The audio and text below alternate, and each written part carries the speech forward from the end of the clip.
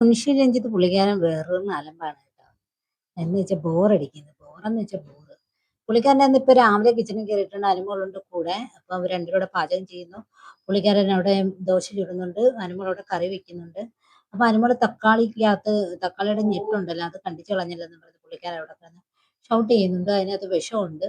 മരുന്നുകൾ എന്തെങ്കിലും ഉപയോഗിക്കണം അതല്ല അവിടെയാണ് വന്ന് ചെയ്തിരുന്നത്. അത് കട്ട് ചെയ്ത് കളയണമെന്ന് പറയുന്നു.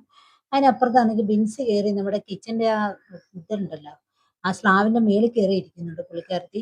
അപ്പൊ പുള്ളിക്കാരത്തി അപ്പൊ അക്ബർ അത് കണ്ടോണ്ട് പറയുന്നു നിലത്തിറങ്ങാൻ പറയുന്നു. അന്നേരം പുള്ളിക്കാരത്തി പറയുന്നുണ്ട് അനുമോൾക്ക് ഇതിന്റെ മേളിൽ കയറിയിരുന്ന് കറി ഇളക്കാന്നുണ്ടെങ്കിൽ പിന്നെ എനിക്ക് എന്താ കയറി ഇരുന്നാലും കുറെ നേരം കൊണ്ട് പുള്ളിക്കാരത്തി അതിന്റെ മേളിൽ കയറിയിരുന്ന് അനുമോളെ അത്യാവശ്യത്തിന് ചൊറിയുന്നുണ്ട്. അനുമോൾ അങ്ങനെ ചെയ്യുന്നുണ്ട്. പിന്നെന്താ എനിക്ക് ഇങ്ങനെ ഇതിനകത്ത് കയറി ഇരുന്നാൽ അനുമോള് തക്കാളിയുടെ ഞെട്ട് കണ്ടിച്ചിട്ടില്ല.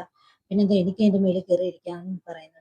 പിന്നെ ബിൻസി വന്ന അന്നേരം മുതലേതാണ് നിവിന്റെ പിന്നാലെ അങ്ങ് നടക്കുന്നുണ്ട്. കാര്യം എന്താണെന്നറിയാം, നമ്മൾ തുടക്കത്തില് നിവിന് ചെറുതായിട്ട് ബിൻസിയോട് ഒരു ക്രഷ് തോന്നുന്ന ഒരു വീഡിയോ ഉണ്ടായിരുന്നല്ലോ, അത് പുറത്ത് നല്ല വൈറലായിട്ടുണ്ട് എന്ന് അറിഞ്ഞുകൊണ്ട് തന്നെയാണ് പുള്ളിക്കാരത്തി ഉള്ളിൽ വന്നിരിക്കുന്നത്. അപ്പൊ അതിനെ മാക്സിമം പുള്ളിക്കാരത്തി മുതലാക്കാനായിട്ട് ശ്രമിക്കുന്നുണ്ട്.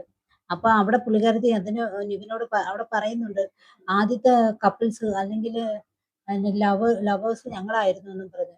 അതുകൊണ്ട് നിവിനെ കൂടുതൽ നിവിന്റെ പിന്നാലെ പുള്ളിക്കാരത്തി നടക്കുന്നുണ്ട്. അപ്പൊ ഇപ്പൊ രാവിലെ കിച്ചണിൽ നടന്നതാണ് ഇത്രയും സംഭവങ്ങള് ലൈവിൽ നടന്നതാണ്.